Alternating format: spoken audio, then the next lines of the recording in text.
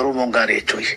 Wanni lammaa magaasara gaggeeffame halkan gurraacha dahatanii halkan gurraacha dahoo godhatanii silaani I don't know technically maybe warri seerallee kunaa kudeetaa jechuudhaaf wanni ragaan jiru caasaa beeytee caffee keessaa dhufee namni kun caffee keessa muudee ega gaafa Muktaar Kadiirraa fudhatan caffeedhaan muudee buusee jechuudha.